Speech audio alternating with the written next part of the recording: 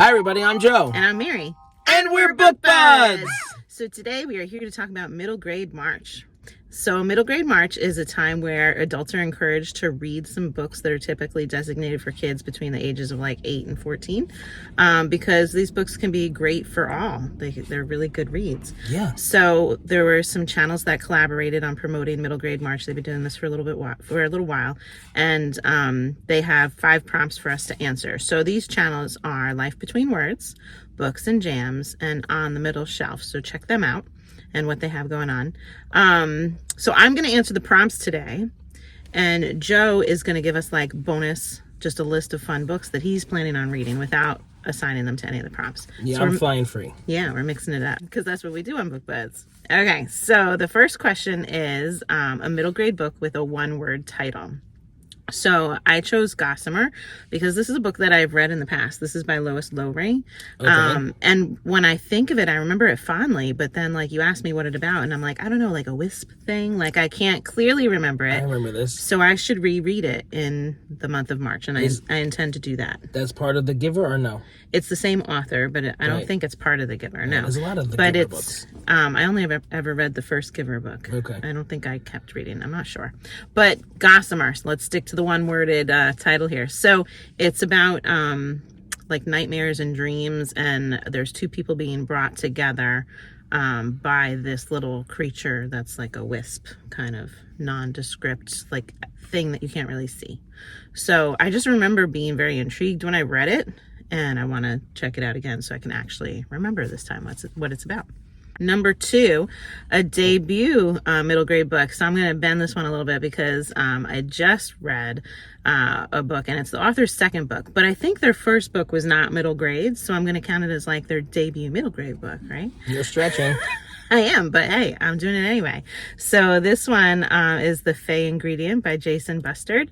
And we mentioned it in our wrap up also. It's a cozy middle grade read. It's about a bunch of different fey characters that are in the kitchen, and they're exploring like this secret ingredient that there's a grumpy chef that won't tell anybody what he's putting in the food.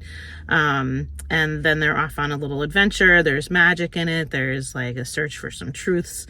So it's just a nice, chill little fantasy middle grade read. Cute. Yeah. Number 3, a middle grade book with immigration or a refugee story. So for this one, I'm going to talk about one that my kids recently read. It was called The Boy in the Back of the Class by Anjali Rauf. So this is about a boy who's new to class, and he's sitting in the back of the class, and he has been separated from his family. So he's a refugee all on his own, and the kids really want to help him out because nobody's doing anything to help him. The adults are not taking any action. So the kids come together on this adventure to help out the little refugee that has joined their classroom. Oh, wow. Number 4, a middle grade book with an animal on the cover. So I immediately thought of The Lion, the Witch, and the Wardrobe. My favorite. I love it. And I encourage people to read this because we read this as a one book, one school book, where like everybody in the school read it. The parents were reading it. The whole family was reading it. Like, you know, it was really nice to have all ages rereading this book. So for those of you that don't know, it's by C.S. Lewis, and it's about Narnia. And the kids, they step through a door in the wardrobe into the land of Narnia, a magical land. Mr. Tumnus is there waiting. He is. He greets them. And it has been frozen over. The land is cursed by the White Witch. And the kids go off on this adventure, and they battle a war alongside the lion. What's the lion's name? Aslan. Aslan, yes. So the help of Aslan and all the people the creatures that they meet in Narnia to try and save the land. And it's a whole series. Now I want Turkish delights. You know, I don't think I've read the whole series. Have you? No, so we need to. Maybe we need to do that. Maybe that should happen this middle grade March. So maybe that's on the agenda. And then the 5th prompt is a middle grade book that we feel like we've missed out on. So one that I keep seeing and I think like, oh, I should read that, is The Invention of Hugo Bray. And this is by Brian Selznick. Did you read it? Yeah, that's fun. So it looks like a beautiful book. Yeah, it's mostly pictures. Yeah, my kids have it, and it's just illustrated in an amazing manner. It's really thick. He's great. And a few words on the page. So certainly it's an achievable thing. I just haven't picked it up and done it. But in looking at what the book is about, the boy's father dies and his uncle comes and brings him to a train station to like be raised living in the train station, which that alone sounds kind of interesting. But the boy believes that there's like a message left behind trapped in this automaton from the father, and so he's working to try and repair it so that he can get the automaton to speak and say what his father needs to tell him. The visions are coming back to me. It's beautiful. Yeah, I love that book. Yeah, so I feel like I've missed out, and I oftentimes want to grab it and then I just don't. So that's what I'm thinking. Those are good. How'd I do? Those you like are great. my answers? I love all of your answers. All right. So Joe has some extra bonus books for us that don't go along with the prompts that he's planning on reading. All right. So this has been on my shelf for a while. 100 Cupboards by N.D. Wilson. And it just looks like the most fun portal fantasy that I could get my hands on. Oh, do you get to open all those and go different places? Yes. So this boy hears lots of noise in his wall one night, and he starts like peeling away the wallpaper, and he finds all these different cupboards to different lands. I love it. And then it just goes on from there. And there's three books in this series, and then a prequel. So cute. That's totally doable. Yeah. Yeah, I'm interested in this one. Okay. Okay, so now the rest of these, all of them, are recommendations from my friend who works as a teacher in New York City. And she gives me all these titles. Okay, this one is called Peak by Roland Smith. Okay, this is about 14-year-old Peak who lives in New York City, and his long-lost father comes and shows up one day out of nowhere and offers an opportunity for him to climb Mount Everest with him. And if he does so before his birthday, he'll become the youngest boy to climb atop. So this is like a gut-wrenching story of what happens on that trek up the mountain, and it just sounds very inspiring as well as emotional. Yeah. Yeah. Cool. So there's Peak. Okay. Okay, here we have The Journey of Little Charlie by Christopher Paul Curtis, and this is a Newbery Medal winner. For this, we are going back in time to 1858, South Carolina. Okay, and 12-year-old Charlie's father dies. And then soon after, this man comes, and he's ready to collect a debt that his father owed him. Oh, no.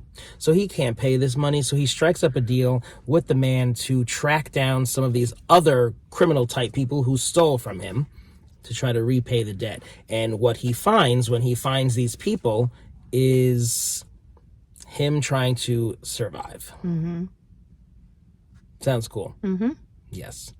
All right. Adventure books. Okay, so next we have Ghost by Jason Reynolds. And listen to what this is about. I'm going to read it to you. Ghost is the first of 4 books in Jason Reynolds' explosive track series about a fast but fiery group of kids who have a shot at the Junior Olympics. Okay. But fun for them. They got a lot to prove first. So this just sounds like an inspirational and like positive story that teaches kids that they could do anything that they set their mind to. Sounds good. Who's interested in sports? So next we have M.C. Higgins the Great by Virginia Hamilton. And this is, this won a ton of awards. The winner of the Newbery Medal, the National Book Award, the winner of the Boston Globe Horn Book Award. People like it. It's huge. Okay? It's a little hard to grasp, so I'm just going to read you a very quick paragraph from the author. M.C. Higgins the Great is a novel with many of the true elements that fascinated me as I grew up in southern Ohio. It reflects the generations of country and hill people who lived there in the folds and heights of hills and the survival strategies they used to maintain their lives. It is about people attempting to hold on to their traditions as well as their dreams for the future in the face of rapidly changing conditions. In these pages, MC grows from a naive young man into a mature young adult. How it happens, and it is I who made it happen, took me more than 2 years of writing and rewriting to figure it out. Every word, every description, every thought had to be right. I feared it would never get done properly, but it did. Awesome. Yeah. This sounds really good. It was written, I think, in the 70s. Oh, okay. 74. Before we were born. Yeah. Ready for the next one? Okay, we got The Blossoming Universe of Violet Diamond by Brenda Woods. Okay. Okay, and we have, this is a Coretta Scott King winner. 11-year-old Violet is biracial, and she's growing up in an all-white town. So when she becomes 11, she becomes determined to discover her roots. So she seeks out her grandmother, and she just learns a part of herself that she never knew existed. Very nice. You have such like inspirational books compared to mine. Yeah, I love inspirational books. Nice. So lastly, we have St. Louis Armstrong Beach by Brenda Woods. This is also a Coretta Scott King honor book. So this one is all about Hurricane Katrina. Oh, okay. And its effects on New Orleans. So we have this little guy who's 11 years old, and he plays the clarinet. He adopts the neighborhood stray and names him Shadow. Now, when New Orleans is under evacuation, his father tells him that he can't bring the dog. So he's all upset. And unfortunately, Shadow goes missing, and he goes after Shadow to find him in the middle of the hurricane. So now he's alone because everybody evacuated. They can't find each other. So he's just left to survive in the middle of a hurricane and all alone with the dog. Scary. I'm anxious just thinking about it. Yeah. Sounds like a good one. Yeah. All right, so out of these, what do we got here? 7. Which one do you think you're going to tackle first? All right, so I'm in a very fantasy mood. I've been reading a lot, and I just kind of want to continue. Yeah. And plus, it's one from my shelf. Okay. So it's 100 cupboards. That looks really cute. Yeah. Fantasy. Let me know how that is. Yes, I will. All right, so we suggest that you guys maybe step out of your comfort zone. Consider a middle grade book. There's probably one out there that you've been thinking like, oh, I should have read that. So you don't have to read 5 or 10 or whatever. Just pick one, you know? Yeah, Middle Grade March is just a fun opportunity to read some younger books. Yeah. Do it, guys. If you're enjoying Book Buds, give us a thumbs up. And share us with your friends. And subscribe to our channel, Book Buds! I love my Book Buds. It's creepy.